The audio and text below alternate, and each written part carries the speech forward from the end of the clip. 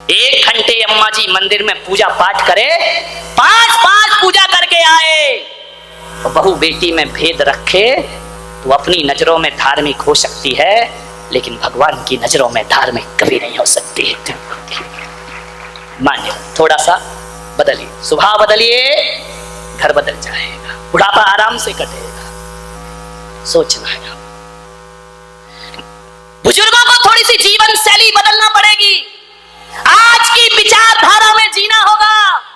बुजुर्गों से भी तो परेशान है। अब एक पोता जैसे तैसे उसे गाड़ी में बिठा के मंदिर ले आए, अब पीछे दादाजी बैठ गए, आगे लड़का बैठा है। अब आज का लड़का और तुम बुढ़ापा, तुम्हारा बुढ़ापे का कितना बड़ा गैप है। अब रास्ते भर उस बच्चे के पीछे लगे रहेंगे, धीरे चला धीरे चला धीरे चला धीरे। अरे यार क्यों धीरे धीरे, उसका जान माथा दुखा दिया तुमने। उसने कहा दादाजी बैठे रहो, मैं संभाल लूंगा ना, मुझे आता है। अरे धीरे चला धीरे चला, उसका ऐसा दिमाग खराब किया तुमने, उसने जाके सामने वाले में गाड़ी ठोंक दी। ध्यान रख, अब वो बच्चा कहेगा दादाजी मैं रोज लाता, तुम माथा क्यों खाते हो मेरा, चुपचाप बैठे रहो।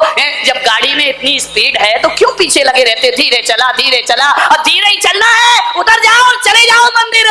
ध्यान, ज्यादा हस्तक्षेप मत करिए मान्यवर।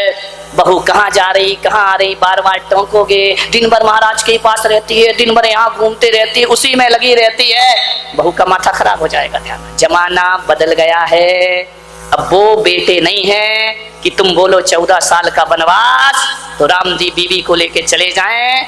अब तो कहेंगे बुढ़ऊ तुम्हारा वनवास, ये घर हमारा, साइन करो। ध्यान रखिए, जमाना बदल गया है, बदले हुए जमाने में बदले हुए विचारों को जिए। धन्य होते हैं वो लोग जो अपनी बहुओं को बेटियों से ज्यादा प्यार करते हैं। अभी चौके में एक परिवार, 1-2 महिलाएं लगी रहती है। चेतन भाई, उनकी पत्नी अमृता, मैंने एक दिन पूछा कि तुम सुबह 6 बजे से यहां जाती हो, 12 बजे तक तुम्हारे 2 बजे तक चौके का काम नहीं निपटता है, 4 बजे 3 बजे फिर आ जाती हो। मैंने कहा एक बात बताओ, तुम्हारे सास ससुर बोलते नहीं है कि तुमको घर नहीं आना, घर का काम नहीं करना है, शाम को 8 बजे तुम घर पहुंचती हो। बोले महाराज मेरी सास ससुर ने कह रखा है कि तू महाराज की सेवा कर, तुम दोनों बहू बेटे महाराज का ध्यान रखना, हमारी चिंता मत करना। यदि हम खाना ना बना पाएंगे तो बाहर से बुला के खा लेंगे, लेकिन तुम आराम से महाराज की संतों की सेवा करते रहिए। जिन घरों में ऐसे सास ससुर होते हैं, नहीं तो ये प्रियंका भाग सकती क्या, ये कैसी है मुझे नहीं मालूम, सास ससुर बहुत अच्छे हैं। ध्यान रखिए, विचार करना है, सोचना है, विचार करना है, आपको सोचना है जिंदगी को। अब पुराने ढर्रे में जिंदगी चलने वाली, नए युगों में लिखेंगे हम मिलकर नई कहानी, हम हिंदुस्तानी। घर में झगड़े हो जाएं, दादाजी आए, बहू रो रही हो, साथ में झगड़ा हो तो कहना छोड़ो कल की बातें, कल की बात पुरानी, नए युगों में लिखेंगे हम मिलकर नई कहानी, हम हिंदुस्तानी। अभी तो बोल दो हम हिंदुस्तानी, हम हिंदुस्तानी, हम हिंदुस्तानी। छोड़ दीजिए कल की बातों को, उसने ये कहा उसने वो, कितना भंगार रखोगे इस दिमाग के अंदर। कहा सुनी हो गई, गई रात गई सो रात गई और बात गई सो बात गई, भूल जाइए। ध्यान रखिए, आराम से जिंदगी गुजारो, प्रेम से जिंदगी गुजारो, उपयोगिता बनाए रखो। बुढ़ापा नहीं तो बहुत दुखदाई हो जाएगा। लिखो, लिख सकते हो अच्छा लिखो, पढ़ सकते हो अच्छी किताबें पढ़ो, ये भी नहीं कर सकते हो मंदिर जाओ, अभिषेक करो, पूजा पाठ करो, 2-3 घंटे वहां बिताओ। तुम्हारा शांति धारा में मन लगे या ना लगे, 4 घंटे मंदिर में रहोगे तो बहू की शांति धारा तो अपने आप हो जाएगी, उसके जीवन में आनंद। लेकिन क्या करे ये बूढ़ा, अम्मा जी बड़ी ताली बजा रही, क्या बात है, बहुत खुश है। क्या करे, बुढ़ापे में आसक्ति नहीं छूटती है, बुढ़ापे में मेरा मेरा मेरा दिखता है। नहीं, मेरे एक बूढ़ा मर रहा था इस बारामती के अस्पताल में, अब मर रहा था, लोगों ने कहा बुढ़ापे तेरा अंतिम समय है, डॉक्टरों ने कहा बुला ले अपने रिश्तेदार। अरे बोले अंतिम है, बोले हाँ, बोले बुलाओ सबको बुलाया गया। बड़े बेटे से कहा बेटा तू एक काम कर, सिद्धेश्वर रोड के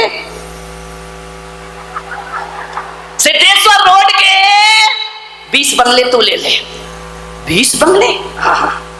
छोटे लड़के से कहा तू मुझे बहुत प्यारा है, एक काम कर, MIDC के 40 फ्लैट तेरे लिए। अरे नर्स तो पागल हो गई कि 20 बंगले 40 फ्लैट। बेटी से कहा बेटी एक काम कर, सिनेमा रोड जहां अजित भाई बड़ूचकर रहते हैं उस लाइन की जितनी दुकानें सब तेरी। अरे अजित बड़ूचकर ने कहा तेरी तो मेरी क्या होगा। ध्यान रखिए, विचार करिए। पत्नी से कहा ये सराफा बाजार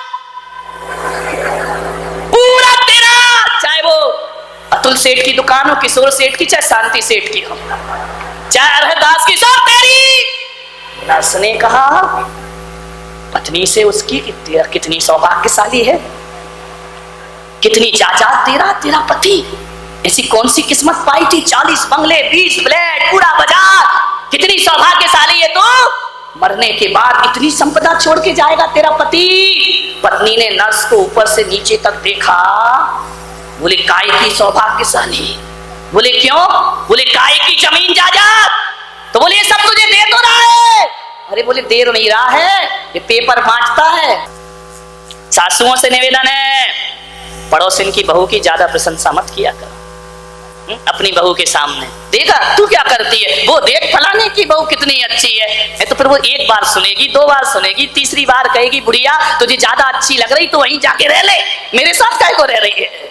ध्यान रखना, कभी नहीं पड़ोसिन की बहू कितनी भी अच्छी हो, अपने क्या काम की? बोलो क्या काम की? कोई काम की नहीं है, अपनी बहू ही अपने काम की है। चाहे ताने मार के पानी दे, चाहे उलाहना देकर दे, बीमार हो जाओगे पानी लेकर यही बहू आएगी, पड़ोस की बहू आने वाली। इन अम्माओं को भी क्या बताऊं मैं बुढ़ापे में क्या हो जाता है। पड़ोसिन की बहू से इतने प्यार से बात करती, और बहू रानी क्या चल रहा है, कैसी हो, कैसा? कभी अपनी बहू से पूछा और बहू रानी क्या चल रहा है, कैसी हो, क्या खा रहे? अरे अपनी से भी पूछ लिया करो। जिसके साथ रात दिन रहना उससे झगड़ा करती हो, वो जिसके पास एक दिन नहीं रहना उससे प्यार की भाषा बोलती। विचार करिए, सोचिए, आप निवेदन करिए। छोटी छोटी बातें घरों में टकरार पैदा करती हैं। बातें मेरे पास बहुत छोटी छोटी, ज्यादा बड़ी बातें मुझे आती भी नहीं है। आप सोचिए, विचार करिए, यदि पीहर से आपकी बेटी आई, ननन गर्मी की छुट्टियों में आती है, इसलिए भाभी भी अपने पीहर चली जाती है कि आफत आ रही, नंद गले का फंद। जिस घर में नंद है वहां आफत ही है, ध्यान रखना। विचार करिए, विचार करना है आपको। अब ननंद आई आपकी पीहर, सोचना है, ननंद पीहर आ गई। उसने कहा, ससुर जी ने, बहू के ससुर ने कहा, अम्मा के पति ने कहा, नंद के पिता ने कहा चाय बना के लाओ। अब बेटी उठी, चाय बनाने लगी। अम्मा जी कहे बेटा चाय तू बनाएगी क्या? अरे अभी चाय बना ली तो कौन सी बेटी तुम्हारी दुबली पतली है? अरे तू मत बना, ससुराल में इतना काम करती है, यहाँ भी काम करेगी, 4 दिन को तो आई है, बेटा आराम कर ले। उसने कहा मम्मी क्या हुआ, चाय बन, अरे वो भाभी है ना। धत तेरे की। अब आप बताइए, घरों में नरक बनाने के काम है, विचार करिए। घरों में लड़ाइयों के काम भाभी बना लेगी, तू बैठ जा। तेरे की बताइए, एक प्याला चाय बेटी बना देती तो कौन सा उस पे बोझ टूट पड़ता, कौन सा उसको कष्ट हो जाता। लेकिन अम्मा तुमने ये बात बोल के अपने घर में दरार पैदा कर दी है। एक कप चाय यदि बेटी बनाती तो घर खुशहाल हो जाता। तुमने कहा भाभी बनाएगी, भाभी ने कहा अच्छा अभी तक अपनी भी बनाओ और ये आ गई इसकी भी बनाओ। आज श्री महाभारत प्रस्तुत करता गोदरेज। ध्यान रखिए, इतनी सी बातों में झगड़े हो जाते हैं। अब क्या बिगड़ गया, बेटी ने बना ली तो बड़ा बड़ा मर रहा और हाय हाय कर रहा। आदमी मरते दम तक हाय हाय नहीं छूटा। मुल्ला नसरुद्दीन अस्पताल में एडमिट हो गया, मरने का ऑक्सीजन लगा दिया। मुल्ला ने कहा मेरा बड़ा बेटा कहाँ है, उसे बुलाओ। बड़े बेटे ने कहा अब्बू जान यहीं खड़ा हो। तो बोले मेरा छोटा बेटा कहाँ है? बोले मैं भी यहीं खड़ा हूँ। बोले मेरा मंझला बेटा कहाँ है? बोले मैं पैरों के पास खड़ा हूँ। मेरी पत्नी कहाँ है? बोले तुम्हारे सिराने खड़ी हूँ। मुल्ला ने ऑक्सीजन निकाल के फेंका। बोले अरे कमबख्तो, जब सब यहीं खड़े हो तो दुकान पे कौन है? विचार करिए, मर रहा लेकिन दुकान नहीं छूट रही है। बड़ा बड़ा मर रहा और हाय हाय कर रहा। ध्यान रखिए, ऐसा बुढ़ापा क्यों जीते हो मेरे भाई? बुढ़ापा बड़ा आनंद का जियो, बुढ़ापा बड़े भजन का जियो, ज्यादा इंटरफेयर मत करो, ज्यादा बोलो मत। मैंने कहा था ना कि बच्चा जब छोटा है तो उससे बच्चे जैसा व्यवहार करना, और बच्चा जब कंधे तक आ जाए तो दोस्त जैसा व्यवहार करना, और बच्चा जब खुद बाप बन जाए तो पड़ोसियों जैसा व्यवहार करना। तुम्हारा जीवन आनंद में बदल जाएगा। तुम बाप ही बने रहते हो हमेशा। अब वो खुद बाप बन गया मेरे भाई। आज अजीत भाई की पत्नी मेरे पास आई, उनके देवर है। कौन है? किरण भाई। मैंने कहा ये कौन है? बोले ये बच्चा है इनका। उनकी पत्नी ने बोला चुप हो, क्या बच्चा है? वो खुद बाप बन गया है। बच्चे ही बच्चा बोलते रहोगे क्या? ध्यान रहे। बोले अब बड़ा हो गया है, अब तो बड़े बन जाओ मेरे भाई। बुजुर्गों से निवेदन है, आनंद के साथ जीवन जियो, पड़ोसियों जैसा व्यवहार करो। घर में सुखी रहना है, पड़ोसी जैसा व्यवहार कैसा होता है मालूम है? बहू से भी पड़ोसी जैसा व्यवहार करो, बेटे से भी पड़ोसी जैसा व्यवहार करो। मान लो दादाजी या अम्मा जी पड़ोस के घर निमंत्रण में गई, भोजन करने को गई। अब आप देखिए वहां जाकर के, जैसे ही आप पड़ोस में जाएंगे, पड़ोसिन कहेगी आइए दादाजी, पड़ोसी कहेगा आइए अम्मा जी पधारिए। जब वो कहेंगे आइए तब आप अंदर जाएंगे, सोफा पड़ा हुआ है, बैठिए ना दादाजी बैठिए। दादाजी जब तक नहीं कहोगे तब तक बैठने वाले नहीं है। वो कहेंगे बैठिए तो आप बैठ गए। फिर खाना परोसा जाएगा, अब आप खाना खा रहे हैं, मजा नहीं आ रहा है, स्वाद नहीं आ रहा है। दादाजी और लीजिए। नहीं बस बेटा बस, अब नहीं चाहिए। अरे ले लो ना दादाजी। अरे बस बेटा मुझे नहीं चाहिए। बोले क्यों, खाना अच्छा नहीं लगा? भीतर से तो अच्छा लगा नहीं है, लेकिन ऊपर से क्या बोलोगे कि ऐसा थर्ड क्लास खाना बनाया, बकवास बनाई है। ऊपर से नहीं नहीं नहीं बेटा बहुत अच्छा खाना है, आज मेरा पेट भरा हुआ था इसलिए नहीं कहा। खाने की चिंता मत, बहुत स्वादिष्ट खाना है। पड़ोसिन से कहोगे ना घर की बहू अच्छा ना बनाए तो फिर क्या बोलोगे? बोलो बोलो, मुंह खोलो। घर में तो दिन भर बड़बड़ करते, बोलो क्या बोलोगे? ये बनाया है, तुझे खाना बनाना नहीं आता है। जो थाली है वो सुदर्शन चक्र बन जाएगी। ध्यान रखना। पड़ोस में बोलती बंद क्यों हो गई, घर में क्यों बोला जा रहा है? इसलिए मैंने कहा जैसे पड़ोस के घर में जाते हो, टीवी कहाँ रखा है आप देख सकते हो, लेकिन इंटरफेयर नहीं कर सकते हो, आप बोल नहीं सकते हो। आपको लग रहा फ्रिज गलत जगह रखा है, आप बोल नहीं सकते, चुपचाप देखोगे। आपको लगा सोफा सही नहीं है, आप बैठकर चुपचाप चले आओगे, लेकिन टोका टाकी नहीं करते। माने बात, औलाद ना हो तो यही दुख होता है कि हमको संतान नहीं है, लेकिन संतान होने के बाद जब संतान उपेक्षा करती है, इससे बड़ा दुख दुनिया में कोई दूसरा नहीं। माँ बाप को जीवन में दो बार दुख होता है। पहली बार तो जब बेटी घर छोड़ती है, तब पत्थर दिल बाप के सीने में भी आंसुओं की धारा बह जाया करती है। डोली पर जब बेटी बैठती है तो माँ बाप की छाती फटती है। और दूसरी बार दुख तब होता है जब अपनी ही औलाद, अपना बेटा मुंह मोड़ता है, तो माँ बाप के जीवन में इससे बड़ा दुख कोई दूसरा क्या करते हैं हम लोग। जब हम छोटे थे, हमसे खाते पीते नहीं बनता था तो माँ बाप हमारा संरक्षण करते थे। सोचिए, आज के युवाओं से कह रहा हूं कि जब वो बूढ़े हो जाए और उनसे खाते पीते ना बने, तो क्या आपका फर्ज नहीं कि अपने माँ बाप का संरक्षण करो, अपने माँ बाप के ऋणों को अदा कर सको। एक बात ध्यान रखना, माँ बाप के ऋणों से मुक्ति पाना इतना आसान नहीं है। एक सज्जन को मैं जानता हूं, वो लाखों करोड़ों दान करते हैं, मेरे भक्त हैं, लाखों रुपए एक बार में दे दिया करते हैं। यदि उनसे कह दिया जाए कि फलानी जगह ये धर्म कार्य हो रहा है, आपको पैसा देना है, तो 2 मिनट नहीं लगाता है। लेकिन उस आदमी की आदत है, लाखों रुपए दान करके भी अपना नाम नहीं लिखाता है। वह जब भी दान करता है कहता है मेरे माँ बाप के नाम से दान किया जाए, मेरे पिता के नाम से दान करो, मेरी माँ के नाम से दान करो। मैंने पूछा कि तुम उसके सामने अपना नाम क्यों नहीं लिखाते हो? बोले नहीं महाराज, मैं अपना नाम क्यों लिखाऊं? मैंने कहा क्यों? बोले मेरा नाम मेरा कहाँ है? अरे जिसने मुझे नाम दिया, मैं उसका नाम लेकर अपने नाम को सार्थक किया करता हूँ। ये नाम जो दिया है माँ बाप ने तुम्हें दिया है। ध्यान रखिए, जब भी दान करो, लाखों रुपए करोड़ों रुपए दान करो, लेकिन यदि वो दान तुमने अपने नाम से किया है पुण्य आधा हो जाता है, और उसमें माँ बाप का नाम जुड़ जाए तो पुण्य बढ़ जाया करता है, दुगना और चौगना हो जाया। बिना माँ बाप के कुछ मत करना।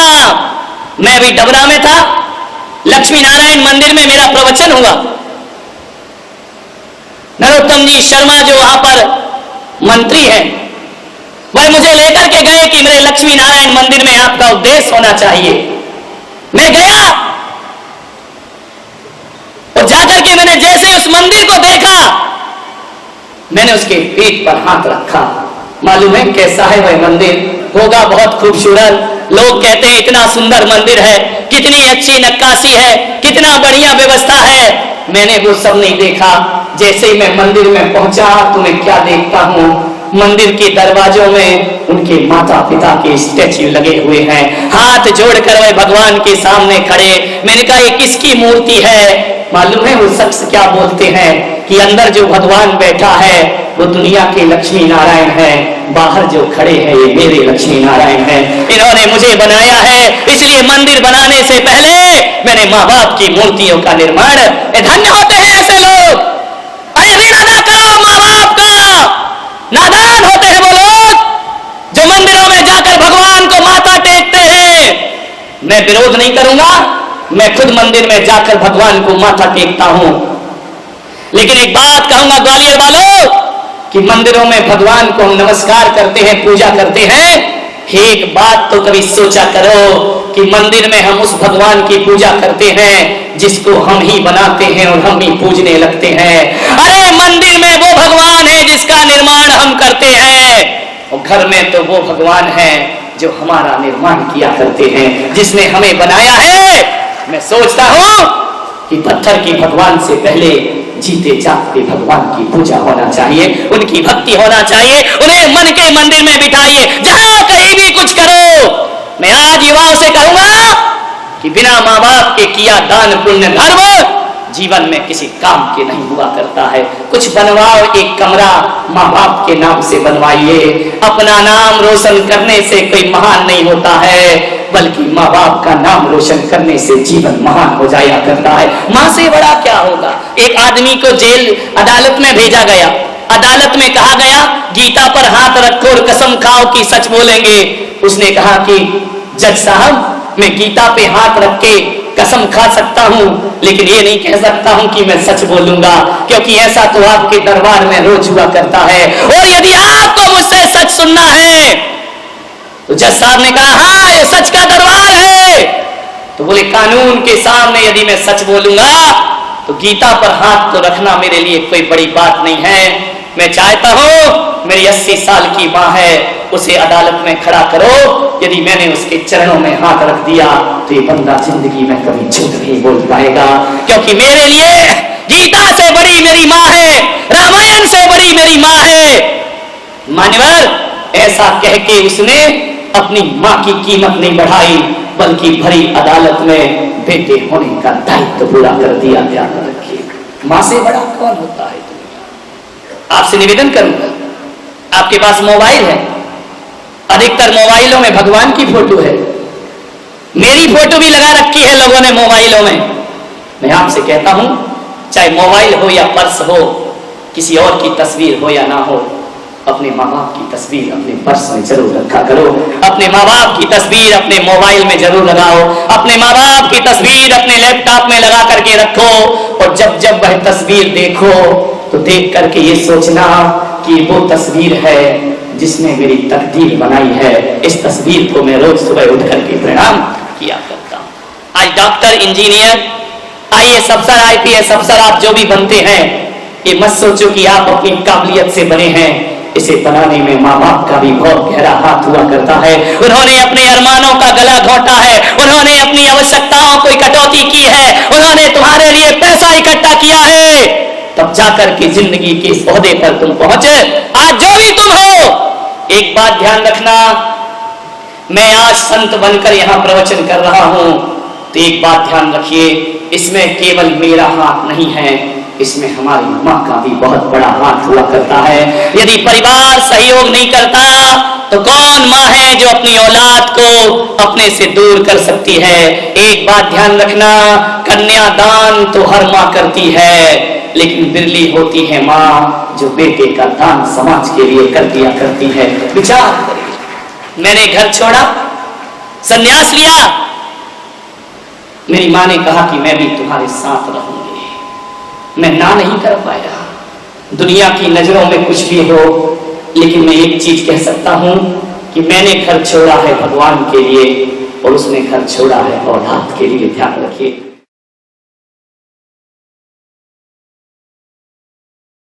ऐसी भी औलाद इस दुनिया में पैदा हो चुकी है मान्यवर, जो अपने माँ बाप को नहीं बल्कि उनकी दौलत से प्यार किया करते हैं। ऐसी भी औलाद है जो माँ बाप की कीमत नहीं करते हैं। कैसे करेंगे ये माँ बाप की पूजा? ध्यान रखिए, विचार करिए। सारी रात बैठी है चबूतरे पर, देखती है कि सुबह से भोजन कराया मैंने उसे, कितना इंतजार किया, कितने ख्वाब उस बेटे ने दिखाए, बार बार देख रही है और कहते हैं उस रात अपने ही घर के चबूतरे में वह गुजारा करती है, रात वहीं सोती है। और ऐसी भी एक कहानी कहती है कि वह माँ विगत 6 महीने से उसी चबूतरे पर रात गुजार रही है। मकान मालिक ने कहा कि माँ तू छोड़ना क्यों आती है इस घर में, इस घर को मैंने ले लिया है। वह माँ कहती है अरे तेरी व्यवस्था हम कहीं और करा देते हैं। उसने कहा नहीं, मैं मरूंगी जीऊंगी इसी चबूतरे पर, क्योंकि मुझे विश्वास है कि एक दिन मेरा बेटा लौट कर जरूर वापिस आएगा। इसी आस में मैं यहाँ पर जीती रहूंगी। बस मुझे कुछ नहीं चाहिए, इसी चबूतरे पर सोने दो, इसी चबूतरे पर रहने दो। कहते हैं उस मकान मालिक ने उस माँ की बाहों को थामा और कहा कि माँ तू चबूतरे में नहीं रहेगी, इतने सारे कमरे यहाँ हैं, एक कमरा में तेरे नाम करता हूँ। विचार करिए, कभी कभी अपनों में वो नहीं मिलता जो परायों में प्राप्त हुआ करता है। अपनी ही औलाद वो सुख नहीं दे पाती। जैसे ही उस मकान मालिक ने उसे पकड़ा, उसकी बाहों को अपने हाथों में लिया, उसे ऐसा लगा, इतनी जोर से उस बूढ़ी माँ ने उसके हाथ पकड़े कि जिसे चलना सिखाया वो छोड़ के चला गया। ऐसा पहली बार लगा कि परायों के भीतर भी कोई ना कोई दिल तो हुआ करता है, धड़कता हुआ। उसने कहा कि माँ एक कमरा ही नहीं, पूरा घर तेरा है। तेरा बेटा धोखा दे गया तो दे गया, अभी इस हिंदुस्तान से श्रवण कुमार मरे नहीं हैं, वो आज भी जीवित हुआ करते हैं। किस कृष्ण की पूजा करते हो, किस राम की पूजा करते हो, किस महावीर की आराधना करते हो? अरे कृष्ण को पूजने वालों, एक बात ध्यान रखना, कृष्ण तो ऐसी महान आत्मा नारायण इस धरती पर हुए जिन्होंने एक माँ को नहीं बल्कि 2 माँ को पूरे जीवन का संन्यास सम्मान सौंप दिया करते हैं। जगत में सिरमौर बना दिया। उन्होंने दुनिया से कहा कि जन्म देने वाली ही माँ माँ नहीं होती है, कोई पालने वाली यशोदा भी जगत जननी कहलाया करती है। ध्यान रखिए।